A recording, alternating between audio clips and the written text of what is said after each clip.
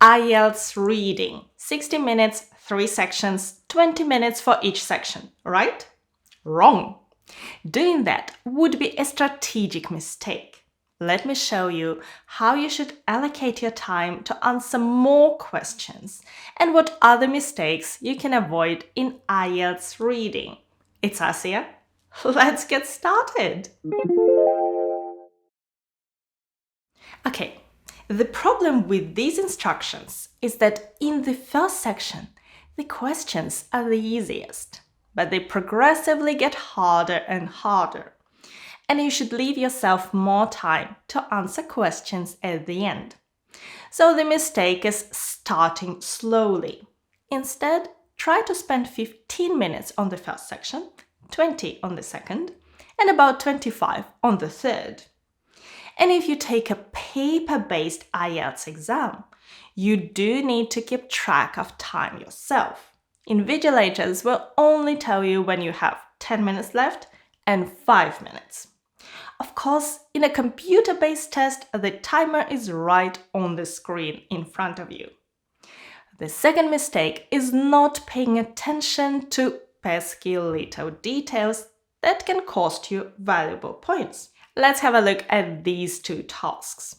In each of them, we need to write the correct letter for each answer. However, in the first task, you can only use each letter once, while in the second, you may use any letter more than once. For example, you may use one of them 3 times. In practice, we usually use one of them twice. Next, compare these two sets of instructions. Choose one word only or choose no more than 2 words. If you write more words than required or allowed, this answer will be incorrect. So let's have a look at some potential answers. An umbrella. How many words? 2.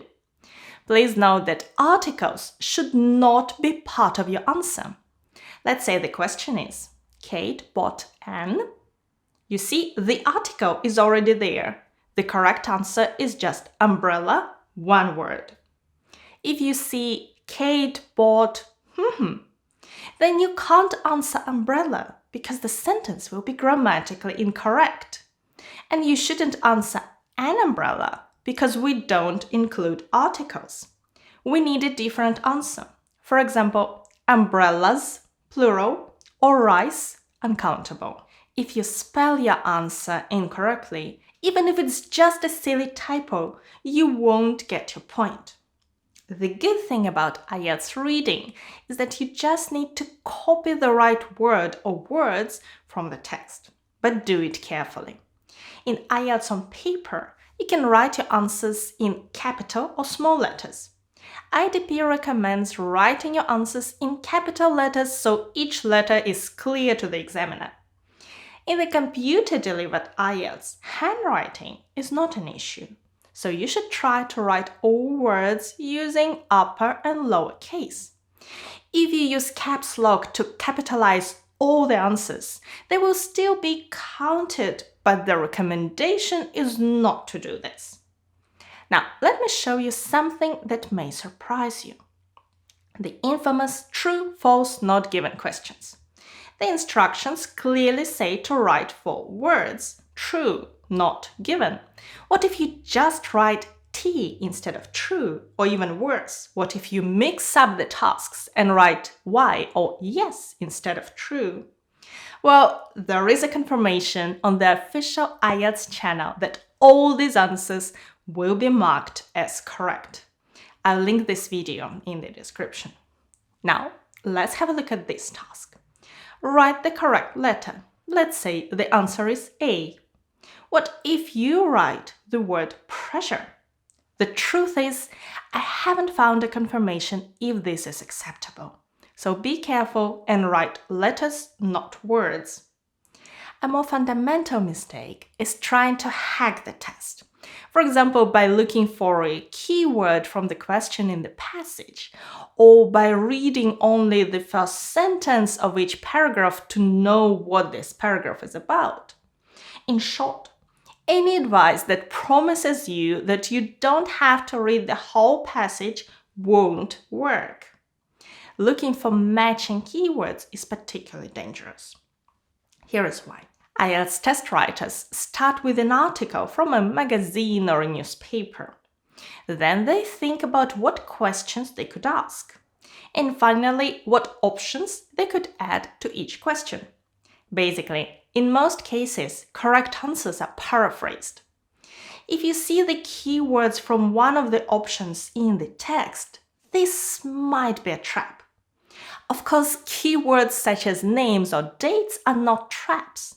They help you locate the correct part of the passage where the answer is, but they don't direct you to any particular option.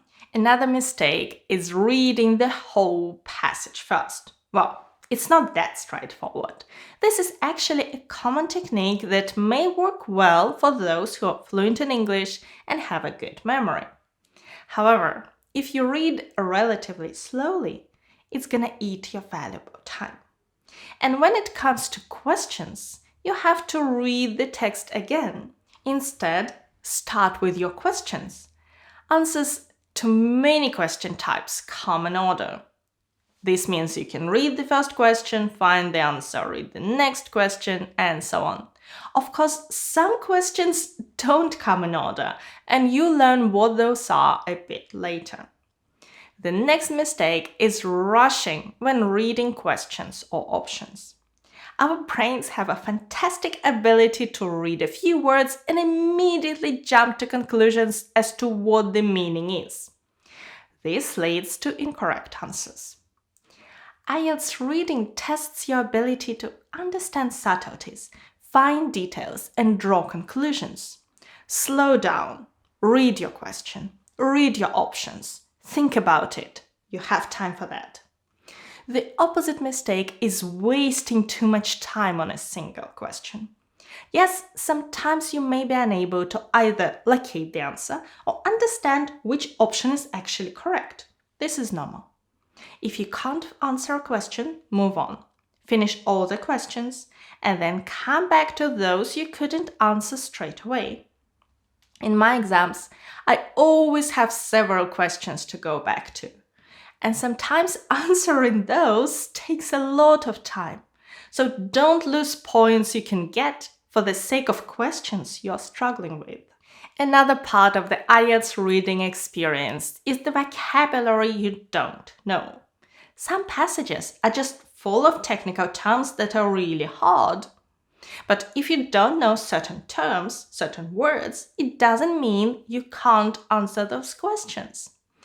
Instead of giving up, try to analyze the text. First of all, what are you looking for? Is it a reason, a technique, a mistake? When you're reading the text, try to understand how different parts of the sentence are related to each other from the grammatical point of view. Imagine that you're looking for a cause of a certain problem, and you read, "The reason why the process of some terrible terms failed to produce results was that the reason." Quite often, the most complex words don't determine the answer. Try not to get scared and work around them. The next mistake can be simply devastating. In a paper-based exam I took, I saw someone desperately transferring answers on the last seconds of the test.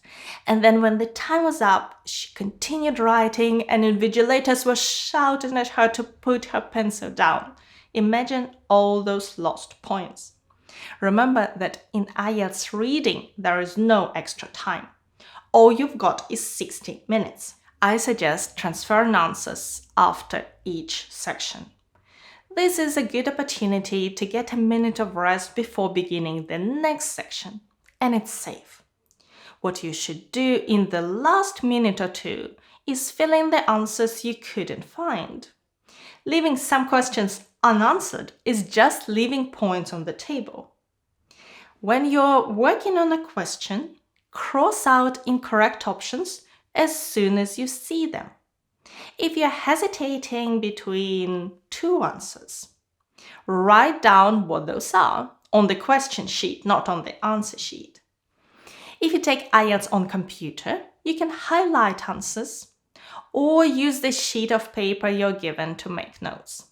If you do that, and then you can't find the correct answer, you can make your best guess and have a good chance of getting an extra point or two.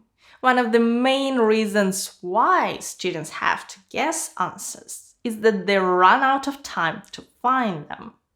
One of the main mistakes that makes things worse is not preparing for different types of questions. Time pressure is the real challenge in IELTS reading. But if you see the task and immediately know the best way to solve it, it helps you save valuable time. So you should definitely prepare for the questions that most people find challenging, such as true, false, not given, and matching headings. And familiarize yourself with the other question types too.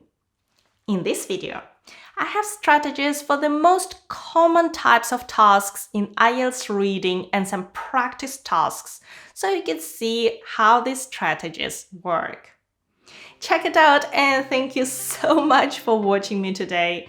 Good luck with your preparation and your exam.